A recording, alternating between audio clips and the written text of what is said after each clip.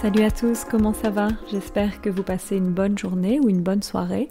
Avant d'aller plus loin, je vous informe qu'une transcription est disponible et accessible à tous sur Patreon et j'ai mis un lien dans la description de l'épisode.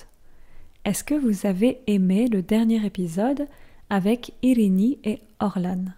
J'ai eu quelques retours ou feedback sur cet épisode et vous êtes plusieurs à m'avoir dit que cet épisode était très intéressant et que c'était un bon challenge parce que c'était pas toujours facile. Aujourd'hui, on va parler d'un sujet très important, on va parler de l'abolition de la peine de mort en France. La peine de mort, c'est death penalty. Surtout, restez bien jusqu'à la fin, stay until the end, restez bien jusqu'à la fin, car je ferai une version à vitesse normale de tout ce que j'ai dit. So I'll repeat everything that I said faster. Et au milieu de l'épisode, je vous parlerai d'un de mes films préférés et d'un ou d'une de mes artistes musicaux préférés. I did this last time. I told you about one of my favorite movies. I made you guess it, actually. And I've also told you about one of my favorite music artists. So I'll do this again today. Alors, la peine de mort, elle a existé dans beaucoup de pays et elle existe encore aujourd'hui dans beaucoup de pays. Il y a des pays qui ont aboli la peine de mort il y a bien longtemps et d'autres plus récemment. Le premier État en Europe, the first state, le premier État en Europe qui a aboli la peine de mort, c'est la Toscane. La Toscane, aujourd'hui, elle se trouve en Italie et elle a aboli la peine de mort en 1786. 1786, en 1786. En France, il faudra attendre beaucoup plus longtemps. Il faudra attendre we will need to wait. Il faudra attendre beaucoup plus longtemps avant l'abolition de la peine de mort. En 1791, 1791, en 1791, 2 ans après la Révolution française, l'Assemblée commence à débattre de la question de la peine de mort. Plusieurs écrivains, writers, plusieurs écrivains et hommes politiques français critiquent la peine de mort. Ils considèrent que c'est un acte immoral. En France, comme dans la plupart des pays, il était et il est toujours interdit, it was and it's still forbidden, il était et il est toujours interdit pour la population de tuer. Mais l'autorité pouvait tuer légalement. Les opposants à la peine de mort considèrent aussi que c'est un acte de vengeance et pas un acte de justice. Parmi les écrivains, among the writers, parmi les écrivains qui critiquaient la peine de mort, il y avait Victor Hugo. Victor Hugo, j'imagine que vous le connaissez. C'était un grand écrivain et poète du romantisme. Est-ce que vous connaissez le romantisme? Romanticism en anglais. Le romantisme, c'était un mouvement intellectuel et artistique qui est né en Europe, that was born in Europe, qui est né en Europe vers la fin du XVIIIe siècle. Le romantisme, il se concentre, it focuses, le romantisme, il se concentre sur les émotions et sur la nature, plutôt que sur la raison, la science et l'industrialisation. Donc Victor Hugo, c'était un écrivain et un poète romantique. Il a écrit beaucoup de romans, un roman c'est a novel, il a écrit beaucoup de romans très connus, comme Les Misérables ou encore Notre-Dame de Paris. Il est considéré comme un des plus grands écrivains de la langue française et il était aussi très engagé politiquement et notamment il était contre la peine de mort. En 1848, en 1848, démarre un nouveau débat pour abolir la peine de mort. Victor Hugo s'engage du côté des abolitionnistes. Les abolitionnistes, ce sont ceux qui soutiennent l'abolition de la peine de mort. Et il prononce un discours à l'Assemblée. Un discours, c'est a speech. Il prononce un discours à l'Assemblée. Je vous lis un petit passage de ce discours. Qu'est-ce que la peine de mort ? La peine de mort est le signe spécial et éternel de la barbarie. Partout où la peine de mort est prodiguée, la barbarie domine. Partout où la peine de mort est rare, la civilisation règne. Est-ce que vous avez compris ? Partout où la peine de mort est prodiguée, c'est wherever the death penalty is imposed. Je vous lis à nouveau le petit passage.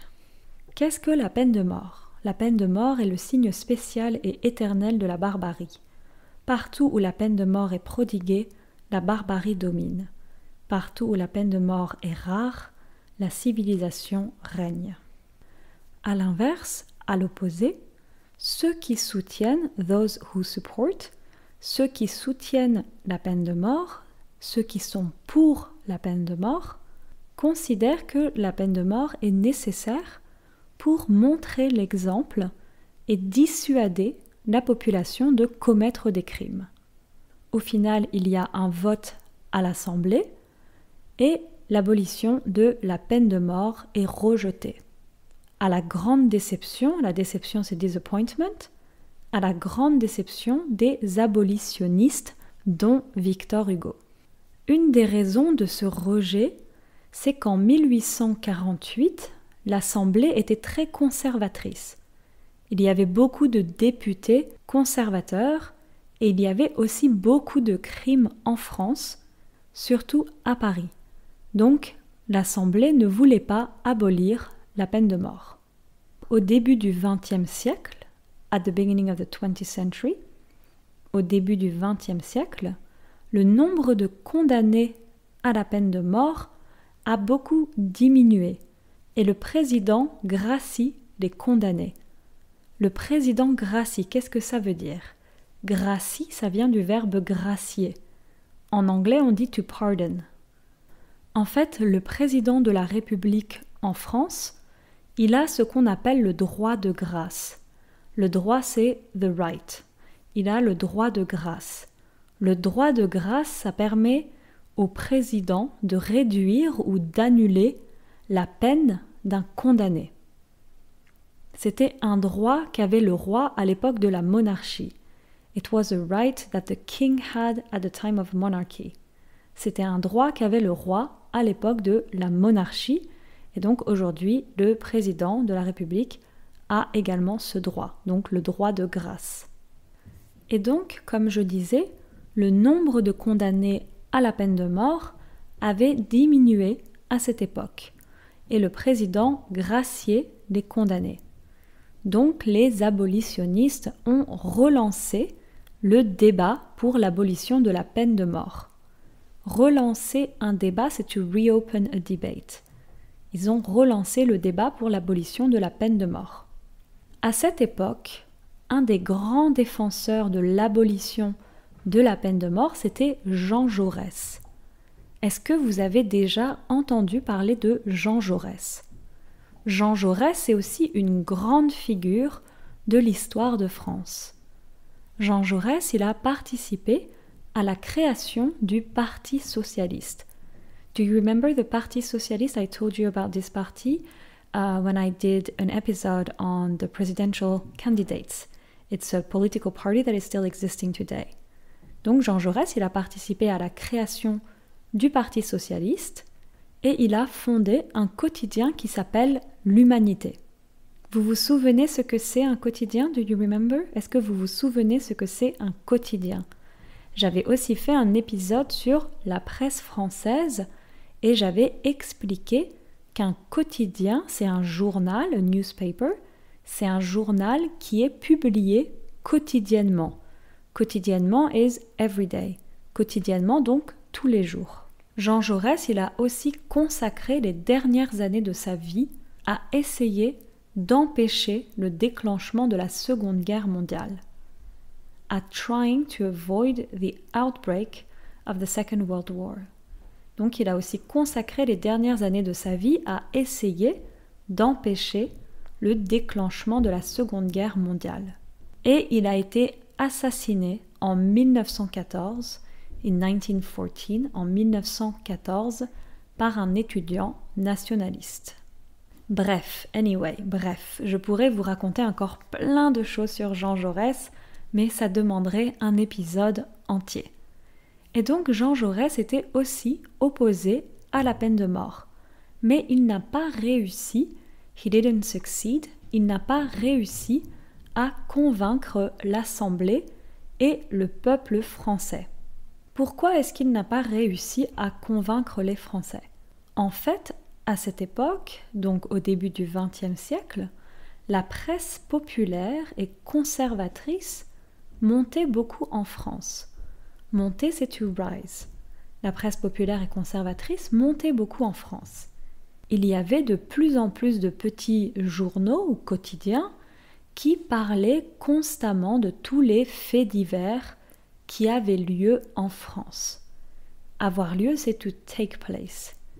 Qui parlaient constamment de tous les faits divers qui avaient lieu en France. C'est quoi les faits divers? So that's quite tricky to explain. I didn't find an equivalent in English, but it's very much used in French. Un fait divers literally means a various fact. In journalism, les faits divers are facts that don't fit into any category, politique, économie, internationale, etc. And so they would all end up in one extra category where they would be put together even if they didn't have anything to do with one another in the first place. Most of the time, these faits divers would be accidents or crimes, des accidents ou des crimes. Donc les journaux de la presse populaire parlaient de tous les faits divers qui avaient lieu. Et donc tout ça, ça créait un climat de peur.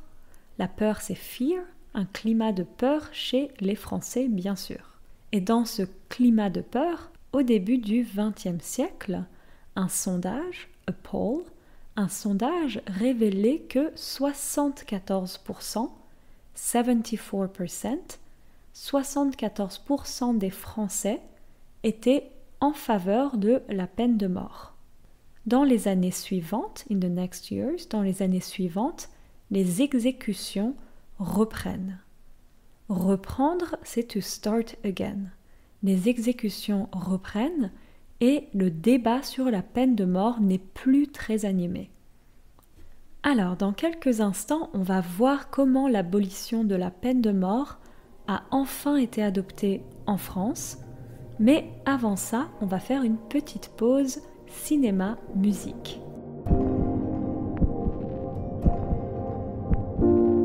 Comme la dernière fois, je vais essayer de vous faire deviner mon film du jour. Vous faire deviner, c'est to make you guess. Comme la dernière fois, je vais essayer de vous faire deviner mon film du jour.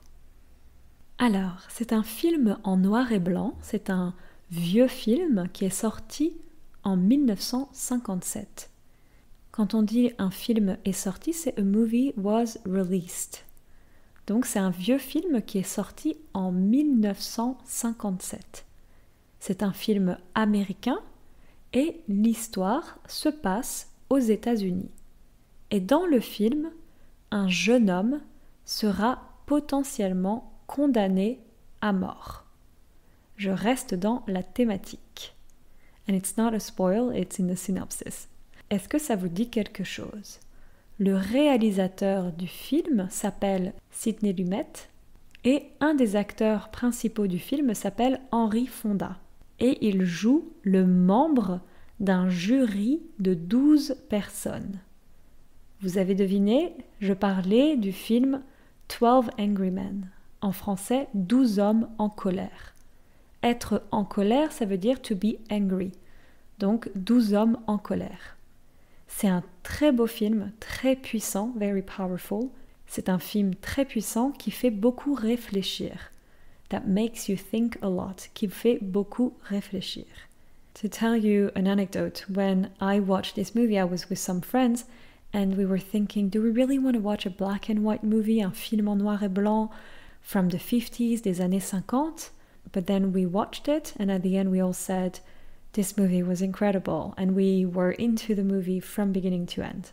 Donc je vous conseille vraiment ce film 12 hommes en colère ou donc 12 Angry Men. Alors maintenant pour la musique. Je vais vous parler d'un morceau de musique a piece of music, d'un morceau de musique qui a été chanté, chanter c'est to sing, qui a été chanté par un duo, par deux artistes qui sont français. Le premier, c'est un des plus grands artistes de la chanson française.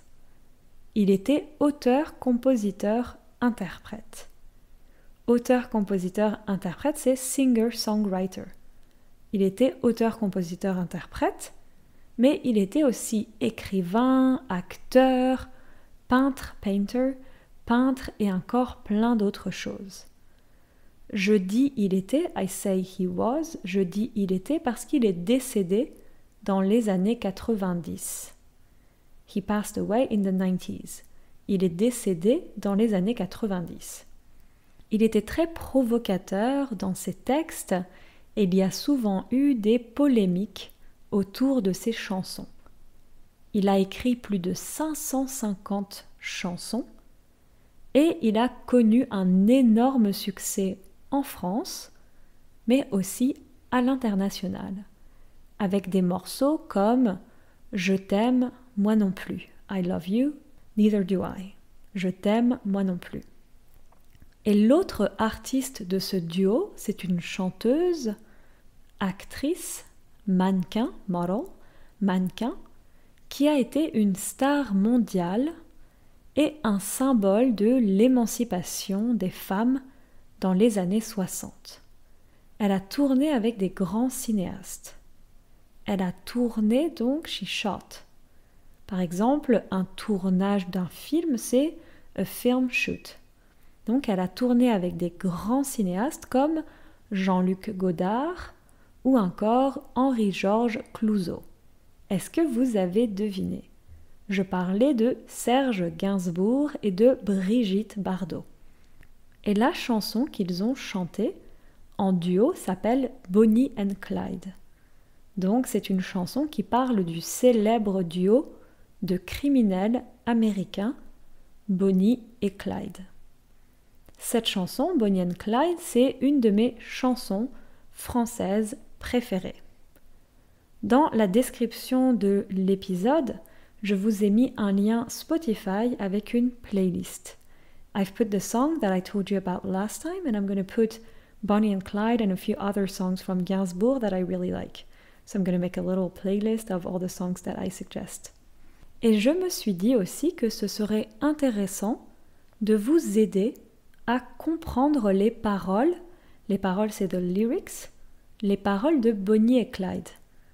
Et donc j'ai fait un épisode bonus pour tous mes Patreons où j'explique les paroles de Bonnie and Clyde. J'espère que ça va vous plaire, I hope you'll like it, j'espère que ça va vous plaire. Je pense que c'est un très bon moyen d'apprendre du vocabulaire. So in this bonus episode for Patreons, I explain the lyrics, I explain the vocabulary, the sentences, certain phrases, expressions. Donc je pense que ça peut vraiment être, comme je disais, un bon moyen d'apprendre beaucoup de choses.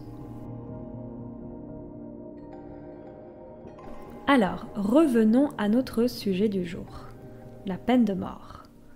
Donc, au début du XXe siècle, les Français étaient en majorité en faveur de la peine de mort. Et le débat sur la peine de mort n'était plus très animé. Bien plus tard, en 1981, il y a 40 ans, 40 years ago, donc in 1981, bien plus tard, en 1981, il y a 40 ans, François Mitterrand est élu président de la République. Il est élu, donc he is elected. François Mitterrand est élu président de la République. François Mitterrand fait partie du Parti socialiste, un parti de gauche. Et l'abolition de la peine de mort faisait partie de son programme pendant la campagne présidentielle. Même si l'opinion publique était encore en majorité en faveur de la peine de mort. En 1981, encore 61%, 61% de la population française était en faveur de la peine de mort. Robert Badinter devient ministre de la Justice sous François Mitterrand. We say like this, under François Mitterrand, sous François Mitterrand. Robert Badinter devient ministre de la Justice sous François Mitterrand. Robert Badinter, c'est encore une autre grande figure de l'histoire de France.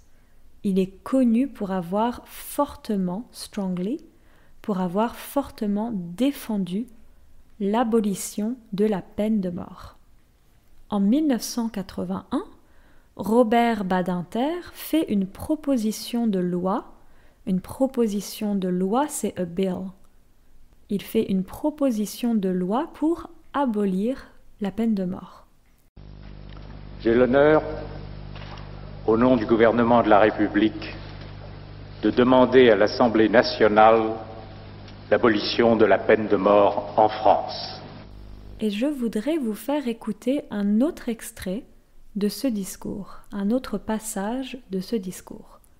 Ça va pas être très facile, ça va pas être très simple à comprendre, mais ne vous inquiétez pas, don't worry, ne vous inquiétez pas, on va décrypter ce passage ensemble juste après.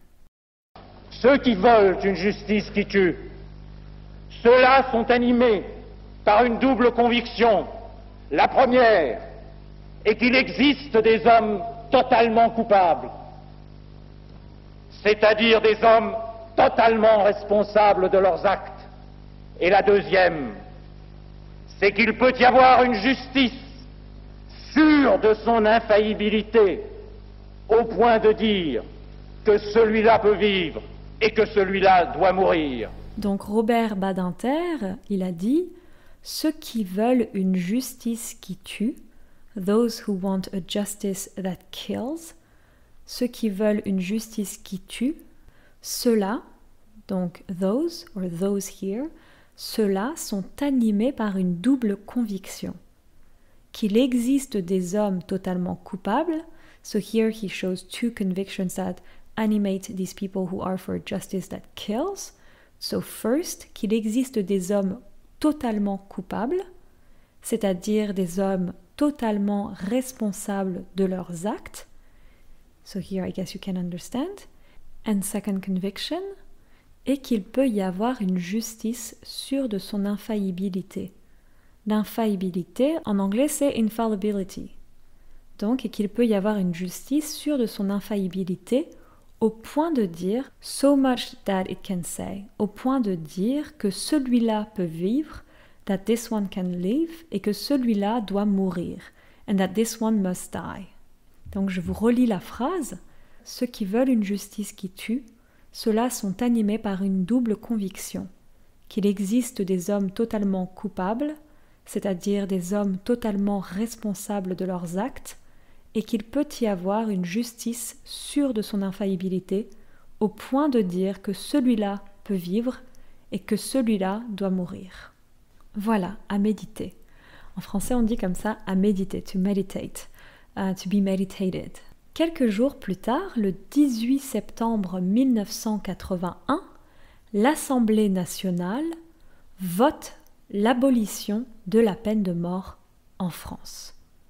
Donc en 1981, la peine de mort a été officiellement abolie en France. Le dernier condamné à mort en France aura été exécuté en 1977. In 1977. Le dernier condamné à mort en France aura été exécuté en 1977, à la guillotine. Il aura été guillotiné, donc décapité, beheaded. Because in France, when someone was sentenced to death, the person would be executed by guillotine. Maybe you heard about la guillotine because that's how Louis XVI, the King Louis XVI, and Marie Antoinette were executed after the French Revolution.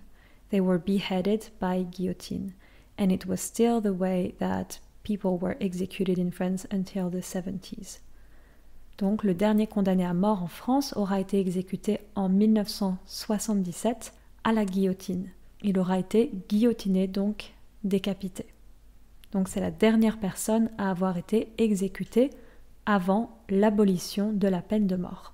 Aujourd'hui, la peine de mort existe encore dans beaucoup de pays, même si beaucoup d'études scientifiques ont montré que la peine de mort ne baisse pas le nombre de crimes. Baisser donc to decrease. La peine de mort ne baisse pas le nombre de crimes. En 2020, en 2020, il y a eu au moins 483 personnes qui ont été exécutées. Une des grandes critiques par rapport à la peine de mort, c'est que la peine de mort est irrévocable. Irrevocable. You cannot go back. C'est que la peine de mort est irrévocable. De temps en temps, on entend parler d'erreurs judiciaires, des femmes ou des hommes qui sont innocentés après avoir passé, après avoir passé beaucoup d'années en prison. Et il y a eu plusieurs cas d'erreurs judiciaires pour des personnes qui ont été condamnées à mort. Dans beaucoup de cas aussi, les accusés avouent des crimes, confess crimes, avouent des crimes sous la torture. Selon Amnesty International, selon Amnesty International, en 2019, 18 prisonniers condamnés à mort ont été innocentés. Aux États-Unis, jusqu'à aujourd'hui, 186 condamnés à mort ont été innocentés. Par exemple, en 1944, George Steeny a été condamné à mort et exécuté à l'âge de 14 ans, at the age of 14, à l'âge de 14 ans. Bien plus tard, l'enquête a été rouverte, the case was reopened, l'enquête a été rouverte et George Steeny a été innocenté. Mais à ce moment-là, il avait déjà été exécuté. C'est un exemple parmi d'autres, bien sûr. Voilà, c'est un sujet qui n'est pas facile, mais j'espère que ça vous a intéressé. Et maintenant, je vais vous faire un résumé de tout ce que j'ai dit en parlant à vitesse normale, donc plus rapidement.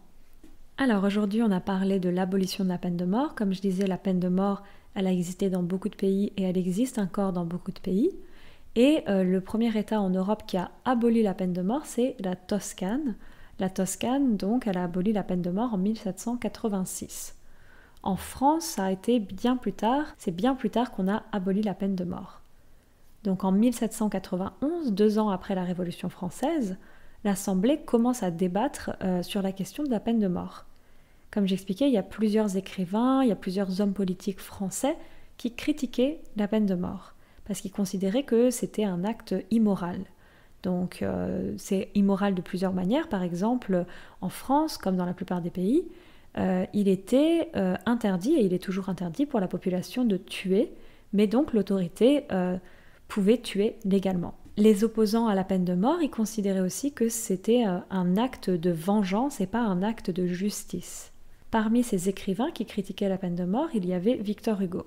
Victor Hugo, donc, comme j'expliquais, c'était un grand écrivain et un poète du romantisme. Donc le romantisme, c'était un mouvement intellectuel et artistique qui est né en Europe vers la fin du XVIIIe siècle. Le romantisme, il se concentre sur les émotions, sur une idéalisation de la nature, plutôt que sur la raison, la science et l'industrialisation. Donc c'est une manière beaucoup moins rationnelle d'approcher les choses. Victor Hugo, c'est un écrivain et poète romantique, qui a écrit beaucoup de grands romans comme par exemple Les Misérables ou encore Notre-Dame de Paris, et il est considéré aujourd'hui comme un des plus grands écrivains de l'histoire de la langue française. Et Victor Hugo, il était aussi très engagé sur le plan politique, notamment il était fortement opposé à la peine de mort. En 1848, il y a un nouveau débat pour abolir la peine de mort qui est lancé, et Victor Hugo, il s'engage du côté des abolitionnistes, donc ceux qui soutiennent l'abolition de la peine de mort. Et il a prononcé un discours à l'Assemblée, donc je vais vous le relire plus rapidement. Qu'est-ce que la peine de mort ? La peine de mort est le signe spécial et éternel de la barbarie. Partout où la peine de mort est prodiguée, la barbarie domine. Partout où la peine de mort est rare, la civilisation règne.